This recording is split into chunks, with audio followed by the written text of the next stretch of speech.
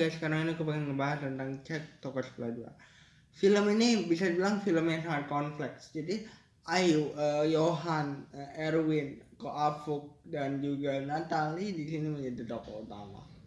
Artinya gini, Erwin yang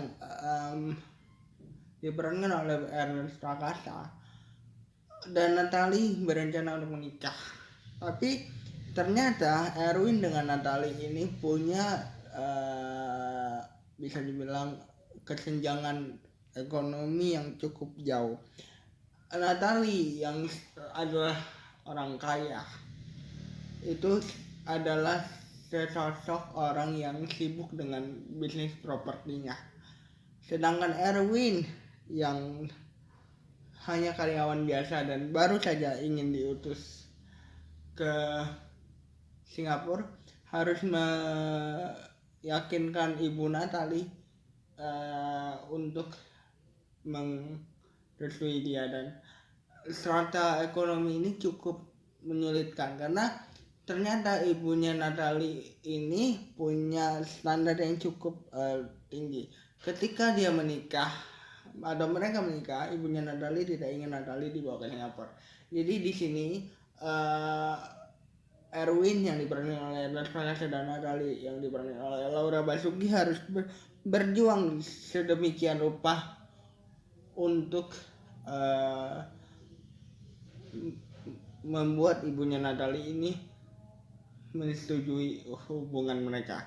Erwin pun mencoba untuk jujur tentang strata keluarganya. Erwin juga mencoba untuk meyakinkan ibunya Natalie bahwa Natalie akan oke-oke aja tinggal sama dia di Singapura. Tapi ternyata ibunya Natalie ini tetap ingin Natalie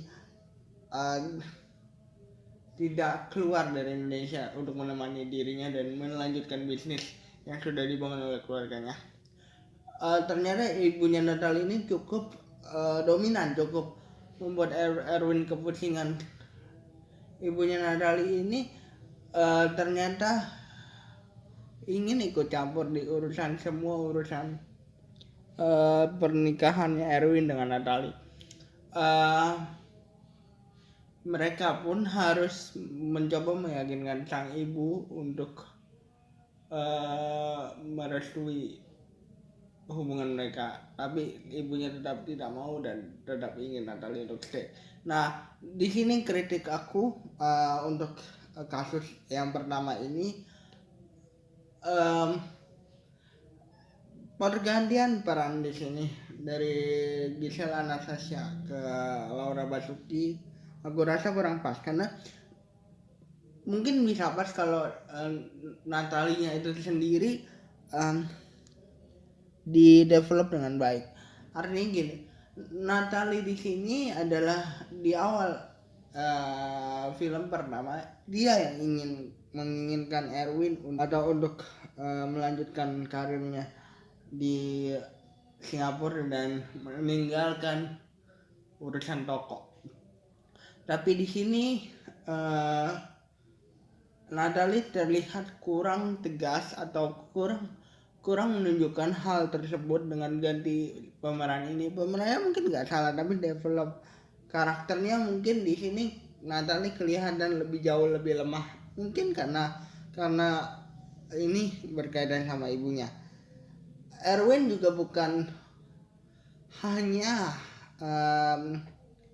khawatir tentang itu. Erwin khawatir karena memang alasan dia tidak melanjutkan toko dan akhirnya Johan yang melanjutkan toko dalam bentuk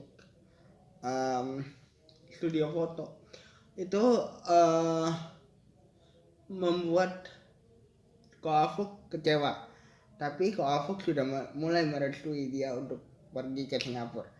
Tapi sebenarnya Natalie dan Erwin harus memilih salah satu, dan di sini Ko Afuk cukup kecewa karena ada Erwin juga cukup kecewa karena mengecewakan sang ayah yang ingin meneruskan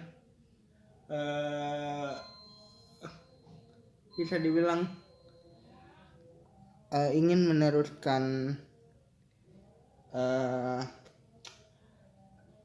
usahanya di tangan Erwin, dan Erwin memilih untuk melanjutkan karirnya di Singapura, tapi dia kalah dengan cinta.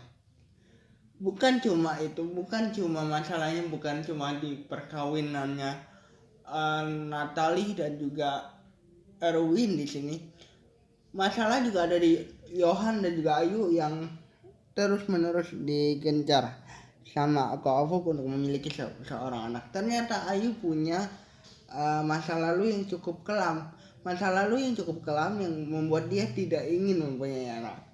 Mungkin gini, mungkin bagi sebagian orang punya anak itu seru. Maksudnya gini, seru dalam arti dia menyukai anak kecil, tapi mungkin Ayu di sini punya pemikiran bahwa anak itu harus diurus dengan baik, dan ternyata Ayu tidak ingin memiliki seorang anak karena mempunyai masa lalu yang cukup kelam, karena di masa lalunya juga begitu. Ini pun berkaitan sama perkawinannya Erwin dan juga Natalie. It's a complicated thing ketika kita harus ngomongin sebuah perkawinan yang ideal, karena Ko Afuk juga pengen punya cucu gitu ya. Ko Afuk juga pengen punya cucu, tapi dalam hal ini Ko Afuk harus berusaha keras untuk meyakinkan Ayu untuk mempunyai seorang anak di tengah masa lalunya kelam gitu ya. Ayu di sini dalam tanda kutip dipaksa oleh Ko Afuk untuk mengurus anak dari sepupunya Erwin, Amanda, yang ternyata punya salah satu memberikan dampak yang cukup baik bagi Ayu, tapi alasan atau dampak tersebut tidak merubah keyakinan Ayu untuk ngurus anak tuh susah, karena di masa lalunya dia punya masa lalu yang cukup kelam gitu. Ngurus anak tuh nggak gampang gitu ya. Johan pun yang pengen punya anak akhirnya bisa mengerti bahwa Ayu nih punya masa lalu yang cukup kelam gitu. Dalam hal pernikahannya Erwin dan juga Nanda atau berdampak ketika Erwin ingin mempertahankan perkawinannya atau hubungannya, dia harus merelakan karirnya, yang sebenarnya Natalie juga di film pertama mendukung gitu ya.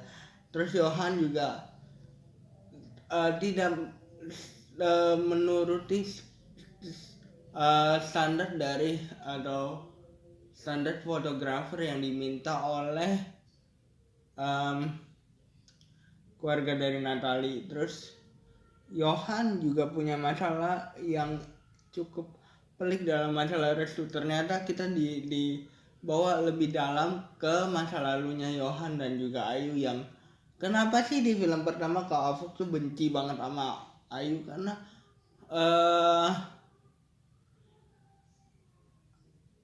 Ko Afuk tuh sakit hati sama kasus 98, dan aku pikir kasus 98 juga membuat Ko Afuk tidak ingin terjadinya pernikahan Ayu dan juga Johan. Tetapi Johan diubahkan oleh Ayu dari trauma masa lalunya kehilangan sang ibu. Nah ini yang cukup konflik, yang cukup pelik gitu ya, cukup pelik dihadirkan di CTS kedua ini. Aku cukup puas sama ceritanya karena kita jadi dibawa ke kebimbangan dari masing-masing karakter yang tadi aku ceritain tadi, dalam masalah pernikahannya, dalam masalah pernikahannya Johan dan juga Ayu juga gitu ya, dalam masalah bagaimana Ayu menerima si anak angkatnya itu gitu ya, bisa dibilang anak angkat lah. Itu yang bisa dibilang membuat film ini menjadi sempurna. Ya kritikku tadi sih gitu aja, maksudnya karakter dari Natalie di sini kurang develop setegas dan selugas di film pertamanya. Mungkin ada alasannya, tapi menurut aku karakter Natalie kurang tegas aja di film pertamanya. Kita juga diajak ke bagaimana kehidupannya Natalie dengan sang ibu, dan bagaimana awal pertemuan Erwin dan juga Natalie yang cukup lucu. Komedinya itu tetap hak ciri khas dari cek toko sebelah banget gitu ya. Jadi jangan lupa like, comment, subscribe. Bye guys.